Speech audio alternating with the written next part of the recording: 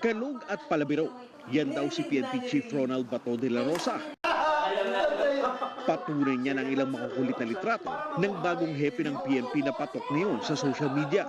Gaya na lang ng paggaya niya sa aktor na si Vin Diesel at pag-spoof sa sarili niyang baby picture. Pero kahit palabiro, istrikto raw si Bato ayon sa isa sa kanyang mga kapatid na nakiusap na itago ang pagkakanilan para sa seguridad nito. Ang kanilang kuya raw ang nagturo sa kanila ng disiplina. Siya talaga yung nakasubaybay sa amin. Yun nga, yung isang malaglag lang na mumo, no? Yung kanin, isang laglag, isang suntok yun sa kanya. So doon pa lang, nadidisiplina kami dahil ayaw din niyang masayang at ayaw na rin niyang mapagod na maraming liligpitin dahil siya yung naghuhugas ng pinggan sa amin, naglilinis ng bahay nung high school. Sa kabila ng pagiging mahigpit, ramdam daw nilang magkakapatid ang pagmamahal nito sa kanila pero hindi raw ito konsentidor. Tumawag yung kapatid ko dahil na kapitbahay namin nahuli sa tungits. Sabi niya, hindi ako pwede ako nagpapatupad ng batas tapos ako pa yung mga arbor.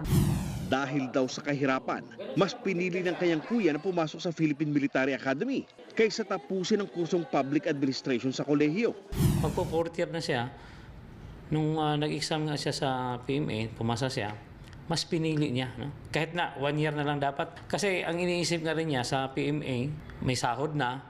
No? May sahod na habang nag-aaral. Sa PMA na rin binansagang Bato ang kuya niya dahil sa laki ng katawan nito. Mahilig din daw itong mag-boxing at sumali sa mga singing contest noong bata pa. Sumasali sa amateur yan.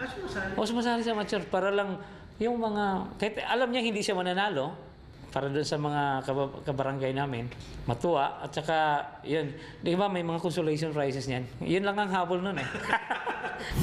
Ngayong siya na raw ang pinuno ng PNP, tiwala silang magkakapatid na magagampanan ni Bato ang inatang na responsibilidad sa kanya.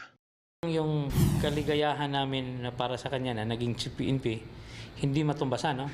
Pero yung pag-aalala rin dahil doon sa mga banta nga against sa kanya. Pero alam ko makasurvive siya dyan. Umaaksyon, Dean De Fora, News 5.